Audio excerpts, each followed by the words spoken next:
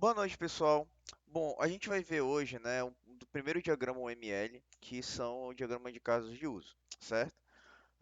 Bom, ah, antes de mais nada, antes de a gente começar a ver os diagramas, eu quero passar uma coisa para vocês. É, a ferramenta que a gente vai utilizar para fazer a diagramação, né, de UML, eu utilizo esse site bem aqui, ó, lucidapp lucid.app. Você também pode digitar no Google Lucid Charts, né? Que vai aparecer aqui o site deles, que é lucidcharts.com, certo? Você pode criar uma conta gratuita e vai aparecer nessa tela depois que você criar a conta. E você vai conseguir criar um novo documento aqui, um novo modelo, certo? Quando você for criar um novo modelo, ele vai abrir uma nova janela com a visualização, né, de um meio que um papel aí onde você vai poder arrastar os diagramas que estão, os diagramas não, né, os elementos do diagrama que estão à sua esquerda, certo? Ah, Só uma coisa, antes de você, quando vocês abrirem o aplicativo, né, não vai aparecer esses diagramas UML aqui. Para fazer aparecer, você só clica bem aqui em formas, ó, bem aqui, clica aqui e vai aparecer inúmeros tipos de diagrama que você pode adicionar, né? Para essa paleta aqui à sua esquerda.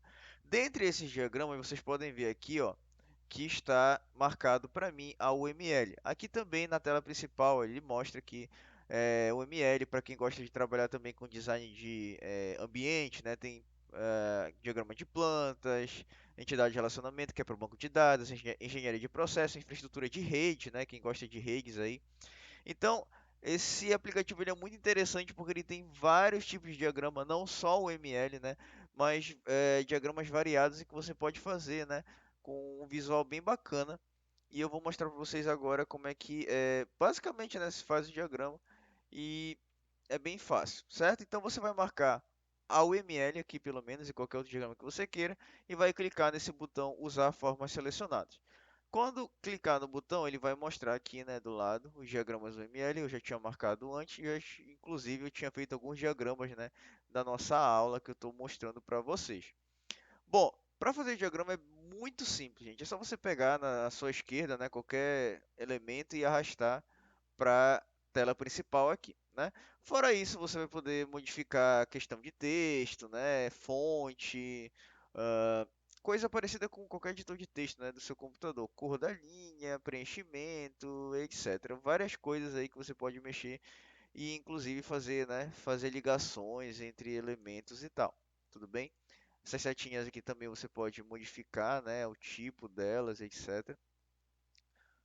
Modificar também o estilo. Isso daqui você vai precisar para fazer diagramas, inclusive digitar qualquer texto, ó, que ele fica aqui, ele aparece o texto aí para ti, certo? Outra coisa, quando vocês estiverem fazendo o diagrama de vocês, que com certeza absoluta para quem estiver fazendo TCC que envolver algum tipo de aplicativo, e se vocês forem fazer esse aplicativo, vocês vão precisar acrescentar no TCC de vocês a documentação do aplicativo, incluindo diagramas UML, certo? Então, quando você for fazer o diagrama aqui, isso é tudo gratuito, né? Tu pode selecionar, na verdade selecionar não, né? Tu pode vir aqui em arquivo, olha, aqui em cima, e tem a opção exportar. Você pode exportar para diversos formatos que ele mostra aqui. Geralmente o que eu uso é o PNG com fundo transparente, ou seja, quando você passar para um slide que tiver um fundo que não seja branco, né, geralmente, não vai afetar, né, aquele fundo brancão quebrando, né, toda a estrutura, a estética do teu slide. Então você pode clicar aqui, do lado direito vai ter algumas opções, por exemplo, recortar, botar personalizado, dá para te botar só a parte que ele vai recortar, né? Por exemplo, se essa parte desse diagrama aqui. E você vai clicar em recortar, ó, ele vai mostrar para ti o que, que vai ser feito, né? E depois só clicar em baixar, que ele vai baixar para ti um PNG com fundo transparente desse seu diagrama aqui, né? Qualquer coisa é só clicar voltar à área de trabalho e continuar fazendo o diagrama de vocês, certo? A versão gratuita, ela deixa, se eu não me engano, ela deixa a gente ter um determinado número limite de documentos, de diagramas aí, né? Então, para quem vai trabalhar com muitos diagramas, inclusive trabalha com isso daqui dia a dia, vale a pena assinar a versão paga desse aplicativo que é muito bom, certo? Então, para quem quiser usar este aplicativo, né, que eu recomendo, é, vocês vão precisar utilizar para fazer a NAP2, que vai ser um projetinho que vocês vão precisar é, fazer, né, uma diagramação de um sistema que vocês vão imaginar e, enfim, certo? Então fica a dica aí, mas para quem quiser utilizar outras ferramentas e já utiliza de UML, fique à vontade também, certo? Então bora voltar aqui para nossa aula. Bom, a gente vai começar com o diagrama de casos de uso, que é um dos diagramas mais conhecidos, né, dentro da UML. Para quem não conhece, o UML é uma linguagem de modelagem, né, unificada, a qual o que, que ela se propõe? Ela se propõe a fazer uma, digamos assim, uma documentação geral de vários diagramas, a qual esses diagramas eles vão, digamos assim, conseguir, né, manter documentado e também vai auxiliar a manutenção e o desenvolvimento de um determinado sistema, né? Eu expliquei para vocês em aulas passadas, né, a questão do processo de desenvolvimento de um sistema e a questão da diagramação de sistema, da documentação de sistema, de como o sistema funciona. Basicamente, antes da gente ir para a programação, ele é feito todos em diagramas. Então, é muito importante que, como um analista de sistema, como um programador que vocês pretendem ser, vocês têm que, né, ter uma noção de que cada diagrama faz e também, né, desenvolver um diagrama que também vá, no caso, ilustrar, né, vai ilustrar de uma maneira bem simples e coesa para pessoas que não têm conhecimento nenhum de programação, como vai funcionar aquele sistema. Porque é muito importante, né? Geralmente, como eu falei, o nosso cliente ele não entende programação e ele está pagando você para desenvolver o sistema dele. Tudo bem? Então, o que seriam os casos de uso, gente? Os casos de uso são diagramas que eles vão ilustrar para você como é que um usuário, né, ele vai realizar determinada funcionalidade do sistema. Ou seja, ele vai ilustrar de uma maneira bem clara, né, uma maneira bem alto nível, não vai falar nada de código, de linha de código, esse tipo de coisa, nada disso. Ele vai explicar o que cada ator de um sistema, né, cada usuário de um sistema vai poder fazer dentro daquele sistema, certo? Então, como vocês podem ver aí no exemplo, né, eu vou botar esse exemplo um pouquinho mais para frente depois também. ah, um usuário de um sistema do WhatsApp, né, que é um aplicativo de mensagens via celular. Ou seja, o WhatsApp, que é um aplicativo bastante conhecido, né, bastante difundido no mundo, o que a gente pode fazer basicamente? A gente pode visualizar nossas conversas, a gente pode visualizar nossos contatos, a gente pode visualizar os dados de perfil, né? Então, isso daí são apenas três funcionalidades que a gente pode ilustrar dentro de um caso de uso, da maneira como vocês estão vendo aí, certo? Eu vou explicar um pouquinho mais para frente essa abstração aí, mas basicamente entendam que o caso de uso é como e o que cada usuário vai poder fazer dentro de um sistema. Tudo bem? Bom, os casos de uso, gente, eles ilustram cenários. O que são cenários, né? Cenário, para o nosso contexto de desenvolvedor, né, para a gente que está trabalhando com desenvolvimento de sistema, basicamente o cenário ele vai ilustrar o comportamento de um sistema, né? Ele vai falar para ti o que aquele sistema vai fazer. Aquele sistema vai permitir fazer cadastro de usuário. Isso daí é um cenário, né? Para fazer esse cadastro de usuário, a gente tem que fazer o quê? A gente tem que fazer um fluxo de ações, né? Ah, para cadastrar, digamos assim, para cadastrar um produto, o usuário ele tem que fazer o login no sistema. Depois que ele faz o login no sistema, o sistema vai ter que verificar se aquele login dá permissão, né, para aquele usuário fazer o controle de fluxo lá, o controle de mercadoria dentro do sistema, por exemplo, de supermercado, né? Então, enfim, tem algumas ações aí que tem que ser ilustradas, né, dentro de um caso de uso. E também a gente tem que mostrar, né, o que que, digamos assim, cada usuário vai fazer, o que que cada usuário vai fazer que vai afetar, né, esses casos de uso. Por exemplo, o usuário ele vai fazer login no sistema, né? Para o usuário fazer login no sistema, ele tem que inserir alguns dados. Então a gente tem alguns fluxos que podem ocorrer aí. O fluxo normal, né, seria aquele fluxo que a pessoa entra com, sei lá, um e-mail, uma senha, dá tudo ok e a pessoa entra no aplicativo, né? O outro fluxo, que não seria o tanto quanto comum, seria o fluxo que a pessoa entra com o e-mail e com a senha, só que ela esquece que ela não tem cadastro naquele sistema, né? E aí o sistema ele encaminha para um local de cadastro, né? Ou se a pessoa erra a senha dela, né? o sistema encaminha para um local onde vai falar que os dados inseridos estão incorretos. Então, dependendo do que o usuário for fazer, tem alguns outros fluxos aí que podem divergir do fluxo principal, certo? Mas entendo que o cenário basicamente ilustra essa sequência de fluxos até chegar, né, no caso de uso, tudo bem? Bom, então, como é que a gente faz um caso de uso na prática, né? Como é que é feito na prática? Tu está lá numa empresa desenvolvendo diagramas de caso de uso, como é que tu faz na prática? Bom, primeiramente, né, tu vai botar os usuários lá, os atores do sistema, né? Geralmente esses atores podem ser humanos, né, que são geralmente os usuários que a gente conhece, né, que vai mexer com o sistema, ou esses usuários, eles podem ser sistema de terceiros, né, um sistema que está consultando dados de outro sistema, né. Então, existe também essa situação aí, tudo bem? E para cada diagrama que você faz, é muito importante, gente, você ilustrar, né, esse diagrama com um texto, né, e um texto bem detalhado. Por exemplo, como vocês estão vendo aí na tela de vocês, né? Quando o usuário vai realizar um pagamento de com o cartão de débito, né? Então, o cenário principal, basicamente, ele está todo ilustrado aí. Depois vocês podem pausar o vídeo para dar uma lida, ou eu vou botar também o slide, né? Para vocês poderem consultar depois. Também existem alguns cenários alternativos que você tem que ilustrar, né? Quais são as possibilidades de os subfluxos, né, que vão acontecer naquele cenário, como eu falei.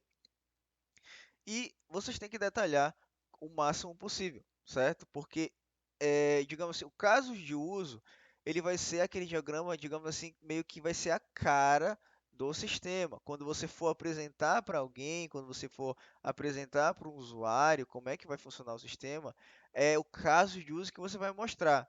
Você não vai mostrar diagrama de classe digamos assim, para o cara que está pagando você para desenvolver o sistema, né? Porque geralmente, aquela pessoa não vai entender de programação, né? Então não vai querer saber de diagrama de classe, diagrama de pacote, né? Esse tipo de coisa.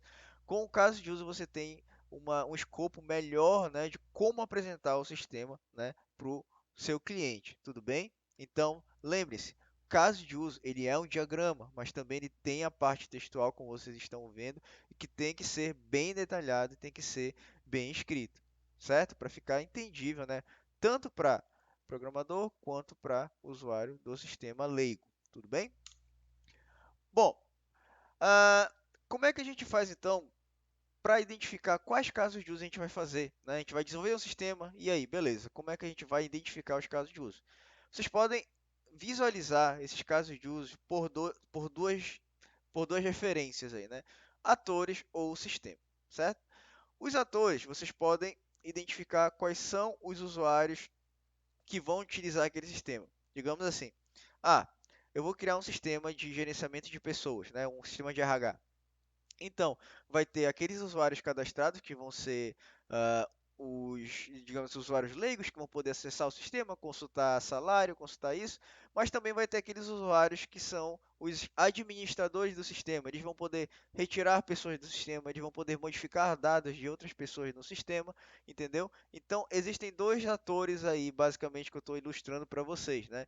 Então, para cada ator, eles vão poder fazer algumas determinadas coisas. Por exemplo, o usuário comum, o usuário leigo do sistema, ele não vai poder alterar dados de um outro usuário, né, diferente dele no sistema.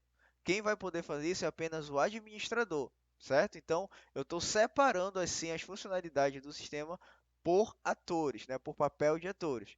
Essa é uma maneira de você ver, identificar os casos de uso aí, né? Outra maneira também é identificar, por exemplo, o meu sistema ele vai consultar o sistema da Receita Federal para ver se aquele usuário que eu estou querendo fazer o empréstimo ele não está devendo, ele está com a ficha limpa, né, dentro dos sistemas do governo, né? Então, o meu sistema vai consultar outro sistema. Essa consulta pode gerar um caso de uso também, né? Ah, então, você pode ver também essa relação de sistema a sistema ou atores sistema, certo? Então, é, conforme você vai fazendo o diagrama de caso de uso, imaginando como atores vão interagir com o sistema ou os sistemas vão interagir com outros sistemas, você vai conseguindo identificar mais casos de uso, identificando mais casos de uso, você deixa seu sistema mais detalhado, e deixando ele mais detalhado, claro, ele vai ficar, digamos assim, mais entendível, né, para as outras pessoas que estiverem envolvidas no seu projeto. E assim, né, como eu falei, evitando aquela bola de neve de erros, né, que vai surgindo desde o início e vai até o final, e para corrigir aquilo mais lá para frente vai custar tempo e o mais importante também vai custar dinheiro, certo? Bom, e dentro desse caso, desculpa, dentro desse caso de uso, gente, a gente tem algumas técnicas aí que a gente pode utilizar para evitar da gente ficar redesenhando, rediagramando algumas funcionalidades, né? Dentre essas funcionalidades, a gente pode utilizar técnicas de generalização, inclusão ou extensão. A generalização, acho que vocês viram lá no exemplo do primeiro slide, né? O que que ele faz? A generalização, ele permite você, digamos, compactar, né, funcionalidades em um caso de uso simples, né? Então, por exemplo, como você está vendo aí, visualizar conversa, visualizar contatos, visualizar perfil, tudo são tarefas de visualizar, né, do usuário do sistema de WhatsApp, por exemplo. Então, eu posso condensar essas três atividades, né, de visualização dentro de um caso de uso, né, que no caso seria o caso de uso visualizar, tudo bem? Então, isso daí ele resume, né, alguns casos de uso que em comum dentro de um mais generalista, digamos assim, certo? Bom, existe também a inclusão, ou seja, o include, né, dentro do caso de uso. Ah, gente, desculpa, antes de mais nada, quando você for generalizar alguma coisa, você tem que utilizar essa tagzinha abstract, né? É uma convenção que existe na literatura, né? Que toda vez que você for generalizar, você coloca 2 menor, abstract 2 maior, certo? Justamente para identificar que aquilo você está usando uma técnica de generalização para esses três casos de uso aí, por exemplo, certo? Já o include, gente, você vai fazer da seguinte maneira. Se você for usar o include dentro de um caso de uso, você tem que usar uma setinha tracejada, né? E de preferência nessa setinha também ponha, né, as tags menor e maior, e entre essas tags a palavra include para dizer que você está utilizando uma técnica de inclusão, certo? Então, o que que seria a inclusão, gente? A inclusão seria, digamos assim, para você realizar um determinado caso de uso, outro caso de uso já deve ter acontecido, né? Por exemplo, como você pode ver aí, eu estou utilizando uma aplicação bancária, né? Um internet banking da vida. Então, eu quero verificar meu extrato e depois também eu quero realizar uma transferência. Beleza.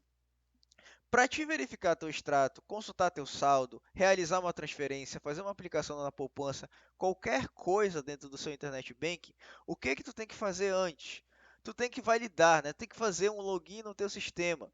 Então, se eu for fazer um caso de uso para verificar extrato e depois puxar uma setinha para validar o usuário, aí depois vou fazer um caso de uso para realizar a transferência e depois puxar uma nova setinha para validar o usuário, tudo isso em diagramas diferentes, né? Eu vou precisar ficar repetindo validar o usuário um monte de vezes.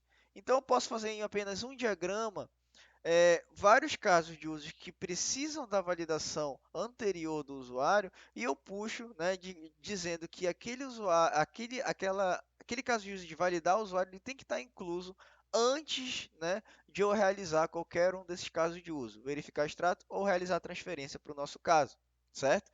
Então, o include seria isso. O include basicamente é aquele caso de uso que precisa ser incluído antes de acontecer esse outro caso de uso. Então, o caso de uso validar o usuário tem que ser feito antes, né, da gente poder verificar o extrato e realizar uma transferência. Outra coisa muito importante para essa tag include. Quando você for incluir, gente, quando você inclui uma coisa dentro do seu diagrama de caso de uso, e quando você for para a parte textual, como eu mostrei aqui, né, você tem que, por exemplo, botar no cenário principal, adicionar aí, né, no início, digamos que tem um include, né, no nosso diagrama. Então, nesse cenário principal, você vai incluir uma, uma seguinte frase ou um seguinte tópico, né? É preciso ser incluso antes o caso de uso validar o usuário para realização do cenário principal, né? Isso, digamos assim, é a parte textual que você vai fazer quando você for escrever, né, os detalhes desse diagrama aí que você está vendo na sua tela. Tudo bem? Bom, e por último, gente, temos a notação de extensão, ou seja, extends. O que que significa a extensão, gente? A extensão nada mais é do que quando você for realizar uma determinada ação, um determinado caso de uso, né, quando aquele ator for realizar um determinado caso de uso, ele precisar antes seguir um subfluxo aonde esse subfluxo ele vai, dependendo do que o usuário realizar ali nesse subfluxo, ele vai alterar o resultado, né, daquela ação que ele está realizando, né? Então, por exemplo, para verificar o extrato, né, ele quer verificar o extrato, né, do cartão dele. Bom, claro, para verificar o extrato tem que estar incluso a validação de usuário, né? Eu só estou repetindo o exemplo anterior aí, certo? Então, esse include vocês já sabem por que está ali, né? Mas beleza, quando eu vou verificar meu extrato, eu tenho a opção de quê? Eu posso selecionar o extrato do mês todo ou posso selecionar o número de dias a qual eu posso, né, fazer o cálculo daquele extrato, tudo bem? Então, dependendo dessa seleção de número de dias, ou se eu selecionar a opção o mês todo, certo? Aquela ação de verificar extrato, ela vai mudar, né? Por exemplo, quando eu for, se eu selecionar o mês todo, eu não preciso selecionar dia 1 ao dia 30. Tem a opção lá mês todo, então você clica lá, né? E vai aparecer o mês todo. Agora, se for selecionar o número de dias, ele vai abrir uma, digamos assim, ele vai abrir uma subjanela na sua aplicação e nessa subjanela vai precisar selecionar um intervalo aí de dias aí que ele vai precisar fazer o cálculo do extrato, certo? Então, você pode ver que para verificar o meu extrato, eu tenho que seguir um subfluxo e dependendo desse subfluxo, o resultado daquele meu caso de uso ele vai mudar, né? Esses subfluxos que eu estou falando que eles são ilustrados pela extensão, né? Então, você tem que entender a extensão, né, como o próprio nome já diz, como se fosse a extensão de um fluxo. Então, o fluxo de verificar extrato segue pelos subfluxos de selecionar dias aí. Tudo bem? Certo, gente? Então, essa é a extensão.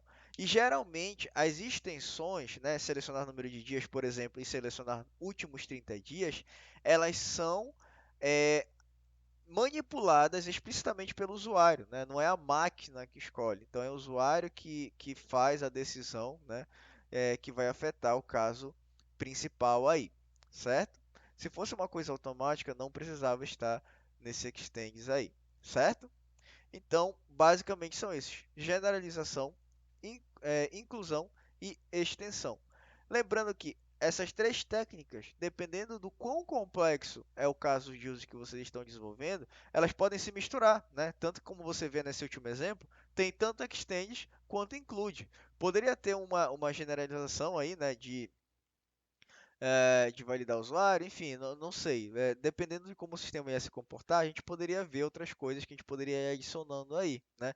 Mas lembre-se, essas três que eu expliquei separadamente, mas claro, abram a mente de vocês, né? Expandam a mente de vocês, a qual que tudo que eu expliquei, elas são tudo junto e misturado, né? Então, dependendo da complexidade que vai crescendo o sistema de vocês, o caso de uso ele vai ficando pode ficar mais complexo. E essa complexidade ela vai ser simplificada apenas por você quando você for escrever no seu texto, né? Se você explicar tudo direitinho, o caso de uso lá, por mais complexo que ele seja, a pessoa que estiver lendo, ela vai conseguir entender, né, o que que aquele sistema está fazendo, o que que aquele caso de uso está fazendo, por mais complexo que seja, certo? Então, na próxima aula, a gente vai vir com outros diagramas, provavelmente vai ser o de classe, certo? Eh, Treinem também, por favor, a manipulação da ferramenta lá, né, do Lucidchart, para, né, quando vocês tiverem que desenvolver o diagrama de vocês, vocês já estejam bem acostumados a mexer, certo? Então, é isso e boa noite.